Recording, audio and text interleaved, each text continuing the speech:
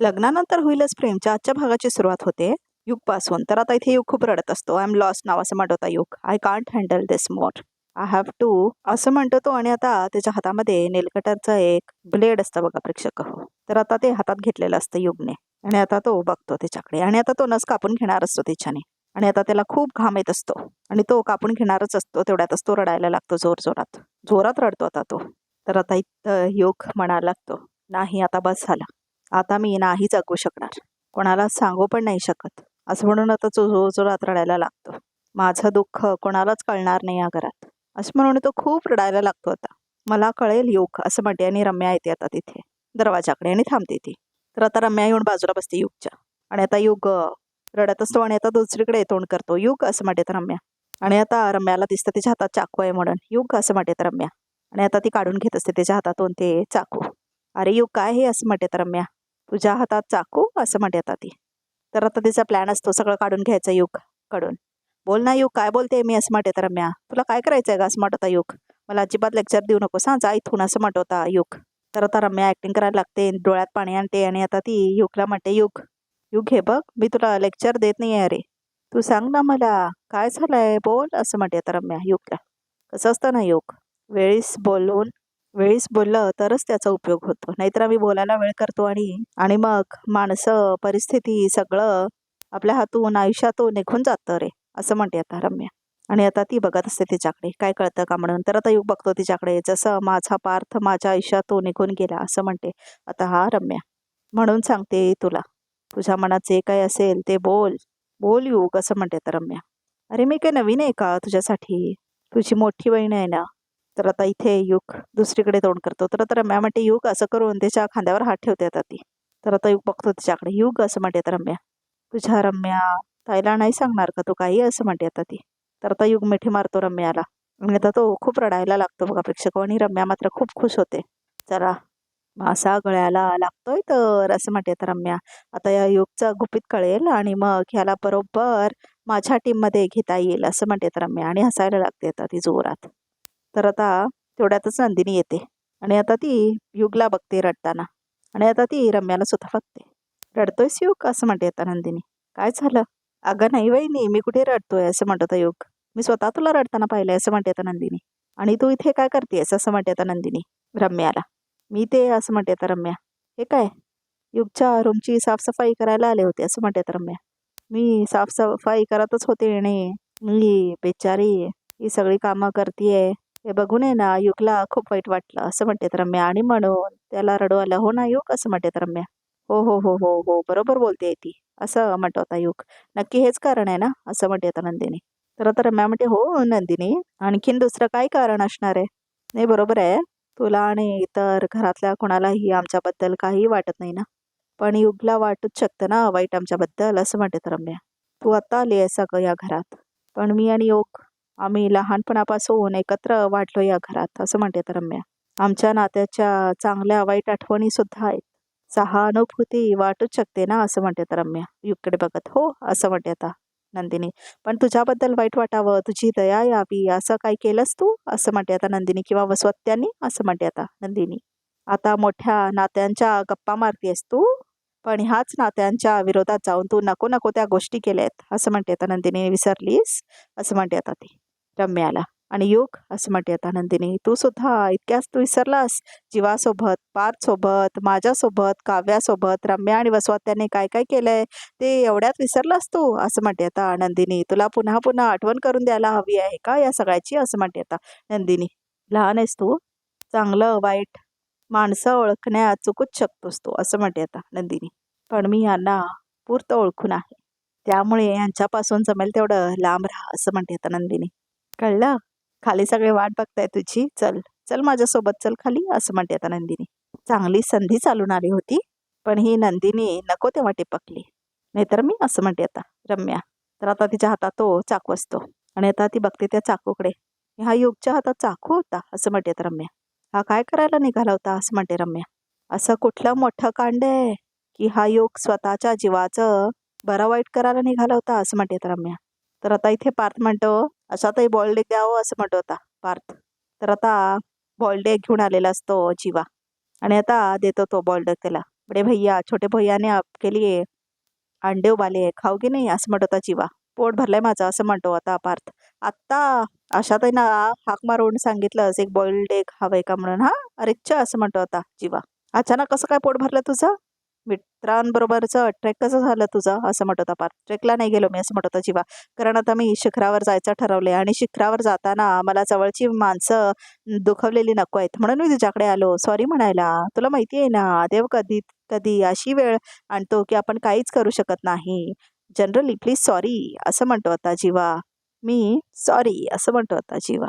तू पहिला माणूस असेल जो बॉइल्ड एगला मस्का लावून आणत असेल असं म्हणतो आता पार्थ. कसला आहेस यार कसला आहेस यार असं म्हणतो आता जीवा. मुद्दाम करतोयस नाही सगळं.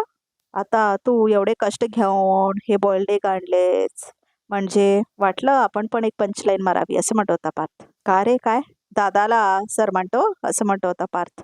म्हणजे मला माफ केलंस तू असं म्हणत होता जीवा. आय लव्ह यू असं म्हणत होता जीवा. आय लव्ह यू टू असं म्हणत होता पार्थ. आणि आता तो त्याला बॉइल्ड एग खाडवतो होता जीवा पार्थला. तर आता हळूहळू खरं असं म्हणत होता पार्थ. आता तू माझ्यावर रागवला पण नाही आहेस ना म्हणून आता अंड्यातनं ह्या प्रोटीन वाढलंय ताकद वाढलंय असं म्हणत होता जीवा. घे घे घे घे असं म्हणत होता जीवा. किती फालतू जोक मारतोस रे तू असं म्हणत होता पार्थ. एवढा आवरून चालतोस कुठे असं म्हणत होता पार्थ. तर आता जीवा सांगतच नाही नाही नाही आता नाही सांगणार दादाला असं म्हणत होता जीवा. आधी माझं स्वप्न अचीव करेन आणि मग दादाला सांगेन असं म्हणत होता जीवा अभिमानाने. ए असं म्हणत होता पार्थ. पुतळा का झालाय तुझा? काय विचारलं मी तुला असं म्हणत होता पार्थ. कुठे चाललायस?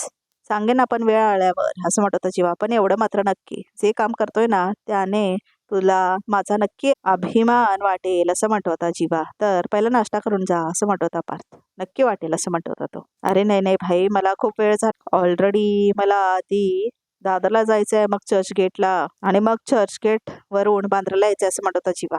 तर आता जीवाला काहीतरी आठवतं. तर आता क्लायंट म्हटलेला असतो ना की पार्थला बँड्राला दाखवा फ्लॅट्स म्हणून. तर मग आता डिझाईन्स घेऊन भेटतो म्हटलेला असतो आता पार्थ. तर त्याला आठवतं आता ते क्लायंट बरोबर झालेलं बोलणं. भाई असं म्हणत होता जीवा. आता तुझा काय पुतळा झालाय? काय झालं बोल ना पटकन असं म्हणत होता जीवा. नाही नाही काय नाही असं म्हणत होता पार्थ. बोल ना आता कशाला नाटकं करतोयस असं म्हणतो. आणि आता आबोला पण भेटलाय ना आमचा असं म्हणत होता जीवा. माझं बांद्राला एक काम आहे असं म्हणत होता पार्थ. बोल ना काय काम आहे असं म्हणत होता जीवा. उगाच नको रे धावपळ होईल तुझं असं म्हणत होता पार्थ. अरे रोज मी ट्रेडमिलवर एक एक तास पळतो असं म्हणत होता जीवा. माझी काय धावपळ वगैरे होत नाही सांग तू. माझी काय धावपळ होत नाही असं म्हणत होता जीवा. मला ही फाईल द्यायची आहे क्लायंटला एका आणि बांद्राला असं म्हणत होता पार्थ. तोच एका क्लायंट हा असं म्हणत होता जीवा. ज्याच्या मीटिंगला मी गेलो नव्हतो असं म्हणत होता जीवा. हो असं म्हणत होता पार्थ. मग आता तर ही फाईल मीच देणार. फक्त नावाने ॲड्रेस देऊन ठेव असं म्हणतो होता जीवा. थँक्यू असं म्हणतो आता पार्थ. आता जीवा म्हणतो बस का थँक्यू वगैरे असं म्हणत होता जीवा. तेवढाच आता पार्थला कॉल येतो. तर आता बघतो कोणाचा कॉल आलाय म्हणून. क्लायंटचाच कॉल आहे असं म्हणतो होता पार्थ. तर आता जीवा म्हणतो नंबर आणि ॲड्रेस पाठवून दे. आणि आता जीवा बघतो ते सगळ्या फाईलमध्ये काय काय आहे म्हणून आणि सगळे पेजेस बघतो होता तो. आणि तो जातो तिथून तोपर्यंत. सॉलिड काम आहे तसं म्हणत होता जीवा. तर आता नंदिनी म्हणते जीवा काय तुम्ही असे कसे निघालात? डबा राहिला ना असं म्हणते आता नंदिनी. तर आता जीवा म्हणतो मी काय शाळेत जातो का? हे घ्या ह्याच्यामध्ये डबा आहे पाणी आहे ड्रायफ्रुट्स आहेत असं म्हणते नंदिनी. कामात खाण्याकडे दुर्लक्ष व्हायला नको असं म्हणते नंदिनी. घ्या असं म्हणते आता ती. हो चकाचक बाई असं म्हणत होता जीवा. तुम ना होती तर माझं काय झालं असतं असं म्हणत होता जीवा. पुरे फिल्मीगिरी बस आता आता फक्त लो हाऊस कॉस्टिंगवर कॉन्सन्ट्रेट करायचं असं म्हणते आता नंदिनी. थांब ग कशाला सगळ्यांसमोर बोलतेस असं म्हणत होता जीवा. हळू जरा असं म्हणत होतो. हे घ्या घ्या दही साखर चांगल्या कामाला जाताना तोंड गोड करा असं म्हणून त्याला ती दही साखर देते बघा प्रेक्षक हो. मागच्या वर्षी कामावर जाऊन परत कधीच गेलो नाही पण ह्या वेळेला मी तुला निराश करणार नाही असं म्हणत होता जीवा. आणि आता तो दही साखर खातो. काय असं म्हणते आता नंदिनी. कारण आता जीवा आपल्याच विचारत असतो ना. कुठे हरवलाय तसं म्हणते आता ती. मी हरवलो नाही मी निघतोच आहे. पण ते असं म्हणत होता जीवा. अरे असं म्हणत होता जीवा. हे बघ काय. तर तेवढ्यातच आता जीवा तिचा आशीर्वाद घेतो आणि आता तो पळून जातो तिथून. तर आता नंदिनी ओरडणार असते त्याला त्यामुळे पळून जातो तो तिचा आशीर्वाद घेऊन.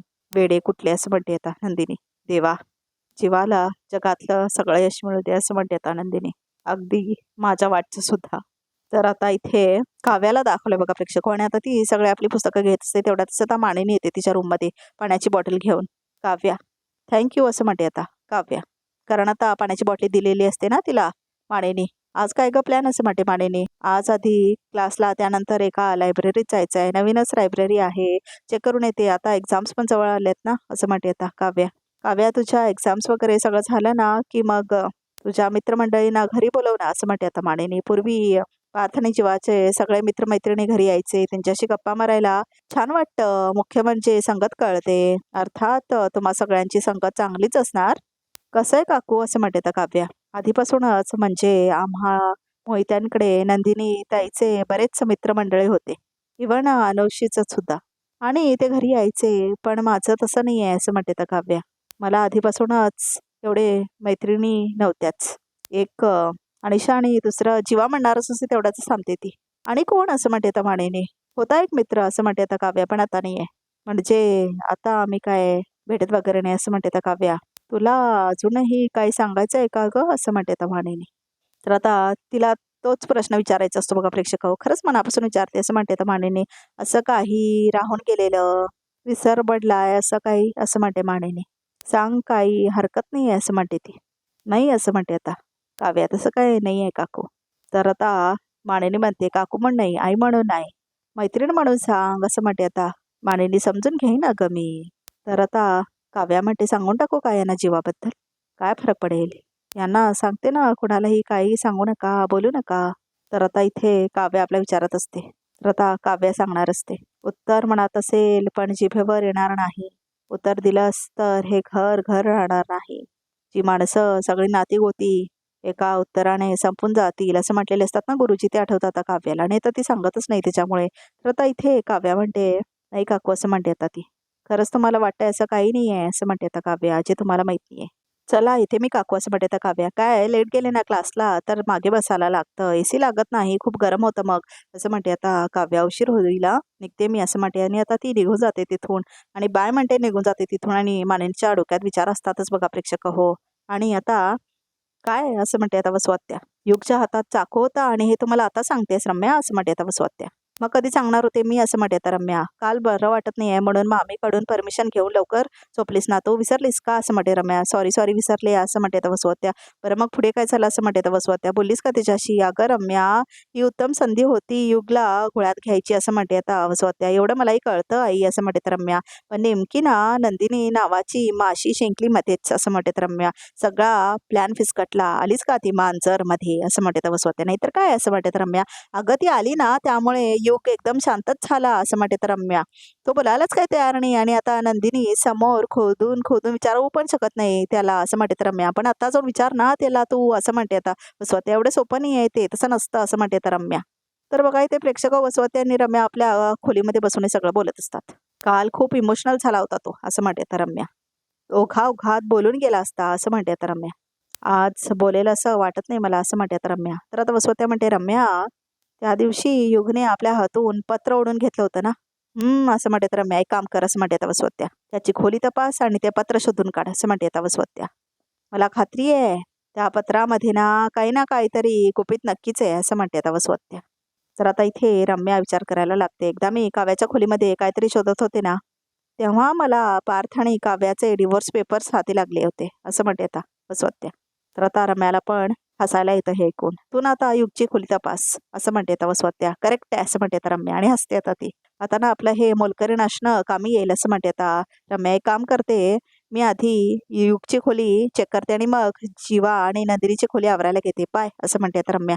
आणि आता ती खोली आवरायला जाते. नंदिनीची खोली किती आवरली ना तरीही आता तिच्या आयुष्यामध्ये फक्त पसारा असणार आहे असं म्हणते आता वसवत्या. आधी ती नंदिनी आणि मग ती काव्या असं म्हणते आता वसवत्या. दोघींना उद्ध्वस्त करणार आहे मी असं म्हणते आता वसवत्या. तर आता इथे जे आणि केचा टेबल असतो ना त्याच्यावर आता काव्या बसलेली असते. कुठे गेली आहे ही अनिशा असं म्हणते आता काव्या. आणि अजून कसे काय आली ती. बसून ठेवलंय मला इथे फक्त असं म्हणते आता काव्या. तर आता जे आणि केचं दिसतं तिला साईन आता काव्याला. तर तिला आठवतं कसं जीवाने जे आणि के लिहिलेलं असतं. एक मिनिट काय करतोस तू हे असं म्हणून विचारले असते ना तिला. तर आता जीवाने दाखवलेलं असतं जे आणि के. मी हे जे के कोरलंय मला ना आपली लव्ह स्टोरीची बेस्ट मेमरी म्हणून कायम लक्षात ठेवायची असं म्हटलेलं असतं ना जीवा आता ते बघून ते ड्रॉइंग करून. तर आता काव्याला आठवतं ते. तर आता तिला इमोशनल व्हायला होतं बघा प्रेक्षक. आणि त्याच्यावर आता ती पुस्तक ठेवते आपलं. आणि ते गुलाब असतं ना बुकमार्क म्हणून ठेवलेलं ते आता पडतं त्याच्यातून. आणि आता ते जाऊन पडतं आणि आता तो एकटा मुलगा पकडतो. तर आता बघते तर काय तो जीवाच असतो बघा प्रेक्षक आणि जीवानेच पकडलेलं असतं ते गुलाब आणि तोही बघतो. तर आता ती समोर काव्या असते आणि बरोबर सुनीता तेव्हा येते आणि बघते जीवा आणि काव्याला एकत्र आणि जीवा तिला गुलाब देत असतो जो तिच्या पुस्तकावरून पडलेला असतो. अरे असं म्हणते आता सुनीता, हा तर तोच मुलगा आहे जो नेहमी काव्यासोबत असायचा असं म्हणते आता सुनीता.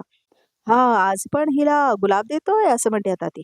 तर आता जीवा बघतो काव्याकडे आणि तोंड वळवतो आणि आता काव्या घेते ते गुलाब आणि आता जीवा इकडे तिकडे बघायला लागतो आणि आता इथे सुनीता फोन लावते.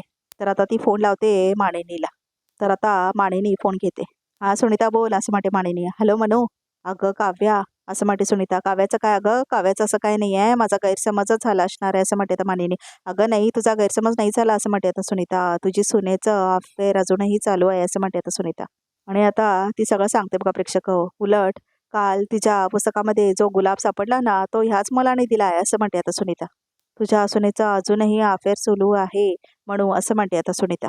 इतक्या खात्रीने कशी काय सांगू शकतेस का तू असं म्हणते मानिनी. कारण आत्ताही त्याने तिला गुलाब दिले असं म्हणते आता सुनीता. काय असं म्हणते मानिनी. आता काव्या तुझ्या समोर आहे असं म्हणते आता मानिनी. अगं हो असं म्हणते आता सुनीता. माझ्या बँड्रेवाल्याच्या नेहमीच कॅफेमध्ये असते ती आणि आजही आणि आहे आणि ह्याच्या आधीही ती यायची. दोघे इथेच आहेत आज पण. आधीही गुलाब द्यायचा आणि आताही गुलाब देतोय असं म्हणते आता सुनीता. तुझ्या सुनेचं अजूनही अफेअर सुरू आहे म्हणू असं म्हणते आता सुनीता. म्हणजे मी काव्याला विचारलं तर चक्क तिने खोटे बोलले माझ्याशी असं म्हणते आता मानिनी. आता मी तिला रेड हँड पकडते. तू एक काम कर, तू कॅफेचा मला ॲड्रेस पाठव, मी लगेच येते असं म्हणते आता मानिनी. आताच्या आता तिथे येते. तर आता सुनीता म्हणते लगेच पाठवते आणि आता ती ॲड्रेस पाठवते. आता बघतेच हा मुलगा कोण येते असं म्हणते मानिनी. आणि तिथून आता ती निघणार आहे बघा प्रेक्षक. मानिनी पकडायला आता काव्याला. आणि आता मानिनी आपलं कपाट उघडते आणि आपली पर्स घेते आता मानिनी. आणि आता ती निघत असते. आई असं म्हणते आता नंदिनी. आई कुठे बाहेर चाललात का असं म्हणते आता नंदिनी. हो एक महत्त्वाचं काम आहे तेवढं करून येते असं म्हणते तर मानिनी. तुझं काही काम आहे का माझ्याकडे असं म्हणते मानिनी. तर नंदिनी म्हणते तुमची आवडती पालेभाजीच करत होते मग भाकऱ्या. आई असं म्हणते आता नंदिनी. काय झालं असं म्हणते नंदिनी. तुम्ही अशा काय दिसताय, काय प्रॉब्लेम आहे का असं म्हणते नंदिनी. तुझ्या बहिणीने जे आबरूचे ढिंडोरे काढलेत ना ते बघायला चालले मी असं म्हणते मानिनी. तर आजचा भाग इथे समजून बघूया तर त्यामध्ये काय आहे ते. आता आपल्यामध्ये काही नातं एस्टॅब्लिश करायचं नाही असं म्हणते तर काव्या जीवाला. तू आलायस ना तसं मला वाटतंय की काहीतरी आहे तुझ्या मनात असं म्हणते तर नंदिनी युगला. तर आता युग म्हणतो अगं खूप मोठा प्रॉब्लेम झालाय असं म्हणतो आता युग. तर आता इथे मानिनी येते सुनीताकडे आणि म्हणते कुठे आहे तो मुलगा आहे आत, चल दाखवते असं म्हणते सुनीता. तर आता जीवा म्हणतो छोटीशी रिक्वेस्ट केली होती तुला, मला कुठलीही निगेटिव्ह वाईब देऊ नकोस असं म्हणतो जीवा. आणि आता सुनीता आणलेली असते मानिनीला. तर आता मानिनी बघते की नाही काय माहित आता काव्याला आणि जीवाला एकत्र. तर आता प्रोमो सुद्धा इथेच संपतो. तर प्रेक्षक चॅनलला नक्की सबस्क्राईब करा.